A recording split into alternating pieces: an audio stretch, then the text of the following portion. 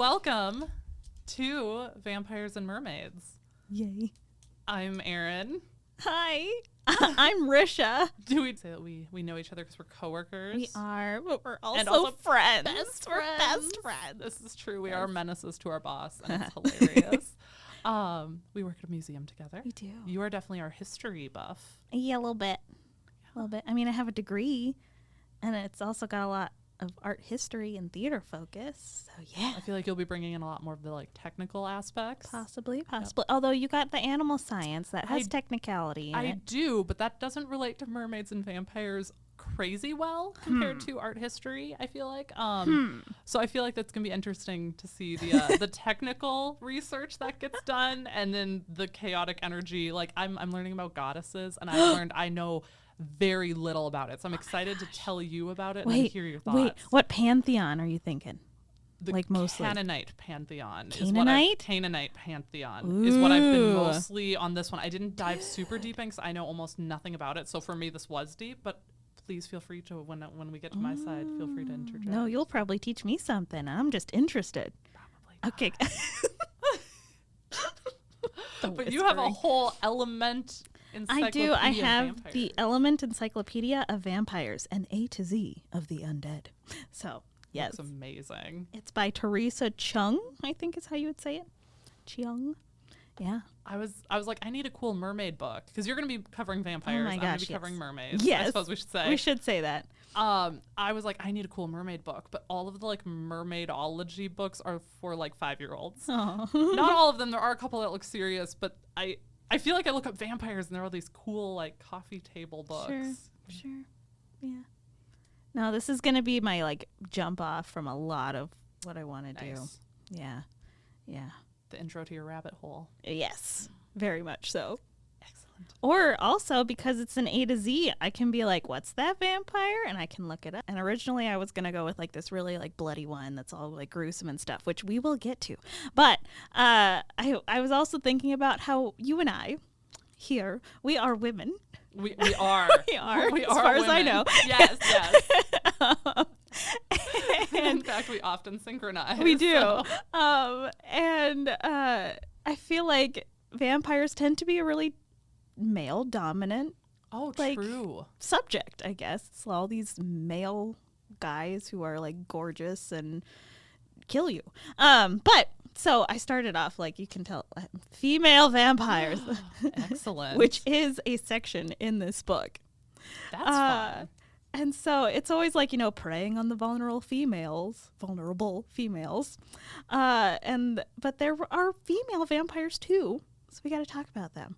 And there are some equality. Yes. And that's not to say that those are the only ones I'll cover, but let's start out with them. So there's also caveat. I do not know how to pronounce everything. Oh, same. Yep. So if you want to correct us, that's fine, but please do it nicely. Be nice. Because we aren't we're linguists. Delicate. And so Kali is a dangerous goddess of India. She's a vampire, ish. Iamia is Greek. Ooh, that sounds pretty. Yeah. Lilith is Jewish, so also the mother of all monsters. People talk about her being a vampire too. So we might cover her in the future. Langsur is from Malaysia. But succubi too. Oh my gosh, yes. They're more of an energy vampire. I mean, yep. No, they are interesting though. They suck out a different kind of life. Which also I would like to, this is kind of where I want to get into a little bit of a trigger warning. And the oldest vampires and the stories of them may have been rooted in savage hurt, pain, anger. Some scholars say the loss of a child was a big thing that turned a lot of people into stories that turned into vampires. Oh, interesting. And so it then continued to grow from that into a sexually aggressive woman became vampires. I like that, sexually aggressive. Right. I mean, Ew. Also, like, if you go into history and talking about, like, Vlad the Impaler is like the original Dracula. There's also Elizabeth Bathory. Have you heard anything about her ever? Okay, sorry, I'm not gonna lie. Vlad took me straight to The Sims because I think there's a Vlad in there, and that my brain tangented immediately to The Sims. No, we'll get to him too because he's the origin of Dracula. Why did I find that hot? I was like, ooh, no, Erin, bad. But Elizabeth Bathory is like an actual historical person that like bathed in blood and like would like kill people and drink their blood and stuff. Yeah. So was she English? Oh gosh, or something. She was some like court. Yes. Okay. She was royalty. Yes. Yeah. Yeah. So we'll get to her. Interesting. But also, like, vampires tend to be stereotyped in literature as, like, the personification of male desires for sex and power, too. So I kind of wanted to be like, what are the women? What are the women doing out here? You can also go into, like, the vampire bite tends to be like a snake. Sure. And ancient myths have the snake bite also being a onset of like menstruation and a womanhood too, is like that has been tied to, which I'd like to go deeper into that because snakes used to be like such a symbol of wisdom. Oh. And then it turned more into like cunning and sinister, but before it was very much just wise and like leading almost. So when did it turn cunning and sinister alongside when did it become a symbol for females? So from my knowledge, it might be different, but from what I know, it was the onset of like Christianity and when that became larger because of the origin of the world and origin of sin. How, you know, Satan turned himself into a snake and got the woman to disobey God. And so that's, that makes sense. Yeah. But the vampire myth, too, tends to be empowerment and discovery of sexuality, not just in men, but also in women. So I think that's a common theme we'll end up seeing, but we'll also see other themes. I did not realize until the book we recently read, which I'm sure eventually we will also get into. Yes. I did not realize that vampires are tied to sex so much. Oh, yeah. I had no idea. And then I realized that was seduction was quickly becoming a theme and desire, and I was very confused and ended up Googling that because I was not sure if it was just something that author tied in, but that's actually a common vampire trope. I don't know if that's right. Trope. Yeah. Okay. Definitely. But also then you get into other ones where it's like that's not a part of it at all. Interesting. So that it tends to be like a symbolism within, but not always. Not always. Okay. Yeah. So when I was looking at this, there's a whole list of female vampires that was listed at the end of it. And there was one that I picked, and I'm going to mispronounce it, but it's either Chordiwa or Chordeva or Cordova or something like that. But there's also a heavy metal band that has that name because it's vampire. But it's a witch that can turn into a black vampire cat. Oh. Yeah. So, like, transformation's a big thing. And vampire historian Montague Summers has said that Chordawa are among the Orion Hill tribe of Bengal, so India area. And that was something that I kind of fell into a little bit of a rabbit hole because the Orion Hill tribe, they actually go by Crook. Is their actual like name that they go by. They historically depended on forests and like the farms for their livelihood and rituals, but recently they're just agriculturalists. Sure. And they have several clans within their patriarchal society. During British rule, they were known as hill coolies. Oh. Don't know why, but that was them. So this is very much from their culture came this kind of vampire and this lore and this story. It's also been called a beldam, which I need to look up what that is too, because that's Coraline. I know you haven't seen that. I know, it's on our movie list. Yes, but Coraline, the main villain in that, is called a beldam. Oh. So I want to know more about that, and maybe we'll cover Coraline. That could be fun. Yeah. But this Cordova, I don't know. I want to Sounds call good. it a diva. Cordiva. Diva. But it's a thief demon. Oh. Average strength, steals food and poisons the food that it leaves behind. It's one that would come into the homes of people who were sick and dying, and it would lick their lips, and that would doom them to death. They would end up dying after it was licking this cat creature. It was a cat creature? Yeah, so the witch turned into a black vampire cat. And then she stole their food, poisoned their food, licked their lips, and doomed them. Yes. That is a dick move. Like, definition of wow. Right. Oh, but there wasn't like blood sucking though. No. Interesting. Yeah. And the only way you could kind of identify it in its cat form was it had some sort of odd mewing. Like it didn't meow right. If you injure the cat in cat form, that injury would show up on the witch. Oh. But here's where I found some discrepancy too. So some stories say that she would astral project herself into a cat.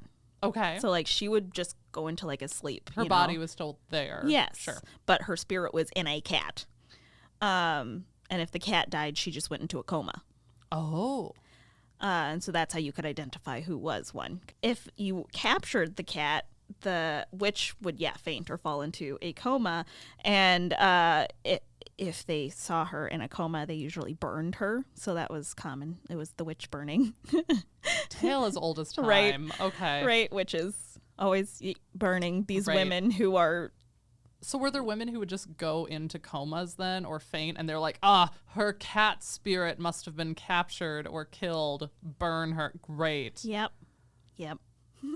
Fantastic. Lovely. So if this wasn't the kind that was the astral project kind, you could kill the cat or the woman by driving a wooden or iron stake through the heart. Also, prolonged exposure to sunlight would kill them, which I found interesting. Instead of the like, we're in the sunlight, poof, we're dead. It's agonizing, pain, prolonged. So for us pale people. Yes. Yes. Some of their kind of skills they had was hypnotizing in trance by direct eye contact, which is a common theme for vampires. Being repelled by water.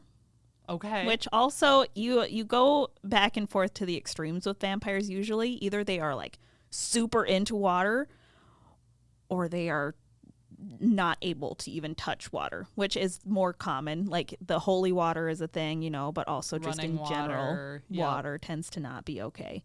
But they also are repelled by hawthorn. I think that's some sort of plant. I believe that's a type of wood, and if I'm correct, I want to say Draco Malfoy's wand is a hawthorn wand. Oh my gosh. I can double check that though. That's really cool. Yep, Draco Malfoy's wand was 10 inches long, made of hawthorn wood and a unicorn hair core. Oh my gosh. Draco Malfoy fighting all the chore divas. I would read that fan fiction. Perfect. Yes, hawthorn is a type of wood. That's cool. I believe. I mean, assuming since Right, they made 'cause a it made- wand out yeah. of it, I assume a hawthorn stake would have been even more effective. Yeah, I would think so. Or can you just like plant yourself a nice hawthorn tree out front and And then they'd be like, nah, man. maybe. Maybe. I think that's kind of like I was trying to find a specific story where it's like Billy Joe went down to the market one day. But yeah, I couldn't find anything of a specific tale about a specific person. It was just that was the lore. Oh, neat. So I didn't realize there's so many different variables and excited to dive deeper into some female vamps. Yeah. It's exciting. And I think we should like do fan pics too. If people are like, cover this. I would love that. Yeah. So if you have a vampire, gentle listener, that you would like to know about. Or a mermaid. Yes. Let's splash into your topic. Oh, good transition. So I basically went mermaids. How can I not do, like the Little Mermaid or something super expected for the first one? Not that we won't be getting into those, but I feel like I should do something a little bit unique for our first one. So I literally just looked up who's the first mermaid. What? In recorded history. Ooh. So that's where I started with. And what I found is a goddess. So hence coming into this. That's so cool. There were a few different pronunciations, but the one I'm going with is Atargatis. Okay. I've also heard Atargatis. I'm sure there are other correct pronunciations, but I'm going Atargatis. And she was worshipped between 4,000 and 3,000 years ago in mostly Assyria and then later in the Mediterranean, largely. Her origin story is pretty unique. Her original origin story is that she was an egg that fell from the stars into the ocean, which also might be a lake, depends on where you look, was pushed ashore by some fish, who will come back into the story later. Love a good foreshadowing. And then some stories say that she was incubated and hatched by a dove, which is a symbol of Atargatis. There were also some stories that said she was hatched by Dressetto, who's another goddess, but in some stories, Atargatis and Dressetto are the same goddess. Oh, sure. Yeah. So one of those fun, was it surrogate mother? Was it same person? Mm-hmm. Different relations. That is one of her origin stories. Depending on the different regions, they've taken some parts out, added some parts in, but that's kind of the main theme. Atargatis may have been a continuation of some Bronze Age goddesses, particularly Anat. Oh, okay. Or Anat, yeah. goddess of war. And then these are also where is it Canaanite, you said? Yeah. The Canaanite pantheon. Canaanite pantheon had three main goddesses. And some people think that Atargatis was a continuation of their worship. Cool. Yeah, so that's kind of just some of her original origins. She originally started out being very popular in Syria, specifically northern Syria, and then that transferred to like Greek tales and Roman legends as well. So her area was kind of mostly that Mediterranean Canaanite area. Okay, maybe you can explain this to me. What does classical antiquity mean? That's an era. Okay. Like a time, is it like Bronze Age? Kinda. Are you talking about Greek? Well, because people kept saying she was prevalent in classical antiquity. Yeah, if I'm correct, it's kind of like when Greece and like Roman were kind of in that large area, you know? Sure, like that they makes had sense. Taken over a lot, yeah. She was prevalent around in that time period, and gained in popularity and then kind of faded a little too, depending on where you're at. But Atargatis' story is pretty sad, but again, there are a few different variations. The main one is that she fell in love, but it was with a mortal. No. And it was a shepherd. But they fell in love and they had a baby. They had a little girl. Oh, I didn't look up how to pronounce this one. They had a daughter named Semiramis. Oh, okay.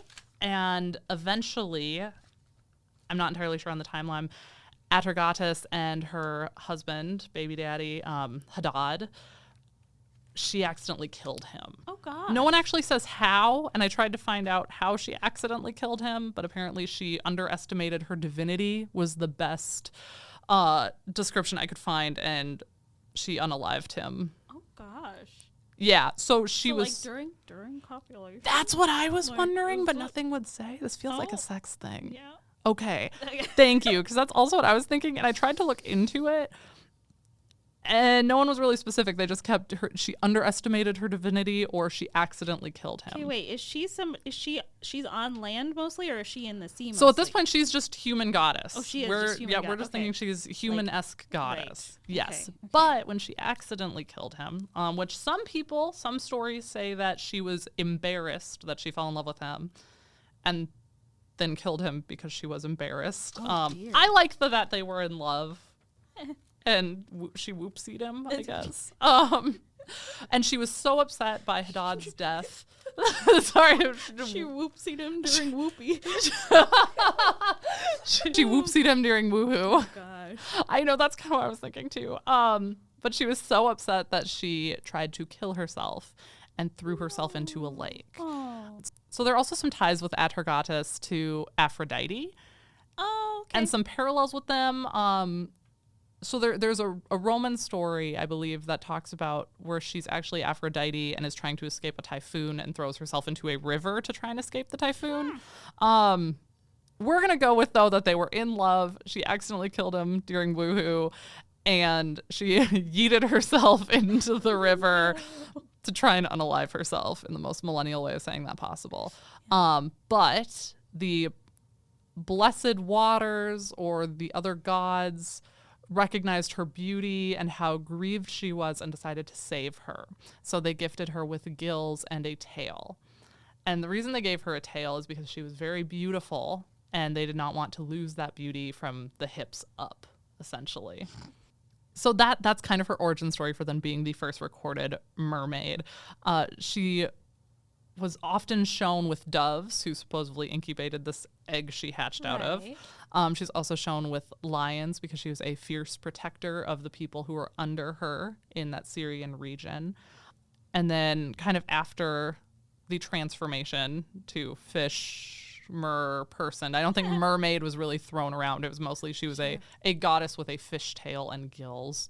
She also became the symbol for like universal life giver or mother. And like a lot of other cultures, they tied motherhood in with water and the moon. So a lot of those were used as symbols as well.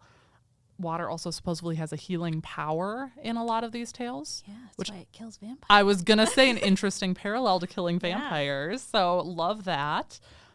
Littlewomen.medium.com had a really interesting quote that I really liked. And it's that she was the goddess of transformation who guides her followers to face their fears and their darkest selves so that they can love and appreciate all that they are.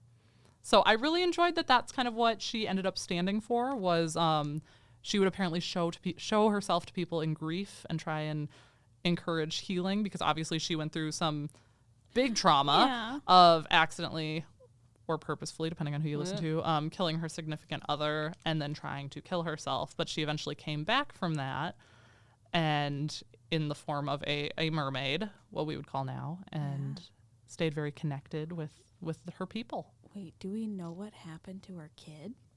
We do, actually. Thank you for asking. Semiramis mostly is known as the daughter of Draceto or Draceto, which is another name for Atargatis. My pronunciations must be all over the place by now, but it's fine. Supposedly she was raised by doves after both of her parents were killed.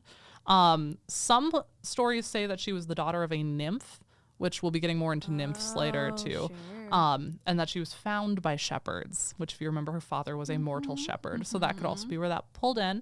But yeah, supposedly she was raised by doves. She married a man named Ones, Onnes, but she had an affair. No. An affair. Ninus of Nineveh found her so beautiful, and whether it was a power move or that they fell in love, they began a prolific affair, and she became pregnant. And I believe Oneus, from what I found, killed himself. So some more throwback to that original tale of loss and like generational trauma coming. Yeah, she had a lot of that. But then she married King Ninus, and they had a son, Ninyas, Ninyas. So very similar names here. Mm-hmm. And shortly after the birth of that young prince, the king died. Oh. So Semiramis then became queen until her son matured. Sure. There's not a lot known about her rule. Apparently there have been I kept reading that there were a lot of tales that have been spun about her rule that have been discredited. I could not find those tales, but apparently a lot of them had to do with her intense sexual appetites. But apparently they're all false. Apparently was a great war strategist and tried to build her kingdom. She also had a lot of building projects going on. When I tried to look into what those were, there weren't a lot of details, but apparently she did a lot of big projects. We love a girl with a plan. Ninyas, for a fun little twist at the end, ended up conspiring with a buddy and trying to kill his own mother while she was on the throne, but he failed And then she eventually left the kingdom, was what I found. She just went away? That's what I could find. There were a couple of different stories about she maybe joined the gods. She went and found different lovers. There were a few different stories, but he just eventually became king. Yeah, so just a lot of sad. So it started with a couple falling in love, accidental murder, suicide, attempted suicide, a child raised by birds in a fair, which caused husband number 1 to have a suicide. Husband number 2 died shortly after. She had son who then tried to kill her. But that son's grandma was the first recorded mermaid, so that's pretty cool. And that's what I have on Atargatis. Well, see, now I want to know if Jonah was there when she was there in Nineveh. Jonah, the one who went in the whale? Yeah, because he went to Nineveh first. That's where he tried to run away to. Interesting. Yeah. Gosh, Catholic school failed me. I failed it. But yeah, that's what I have on our mermaid. Cue splashing noise. We both had animals. Yeah. And water. Yes. Yeah, interesting that there seem to be some parallels. I wonder if there are any stories of mermaids and vampires interacting. Well, when I brought up Draco Malfoy's wand, it made me think of the mer people who live in the lake. Mm-hmm. Now, there aren't, correct me if I'm wrong, there aren't vampires in the Harry Potter movies, but there is one in the books. Yeah, and also, like, if you look at Quirrell in the first... Oh, that, I mean, he did drink the blood of the unicorn. Blood, yeah. That's true. Yeah. I wonder if he'd be considered a vampire I then. don't know. We'll have to dig into it. I think the Harry Potter episodes might get a little intense for me. So come back next week for another episode of Vampires and Mermaids with Risha and Erin. And watch your tails and cover your neck.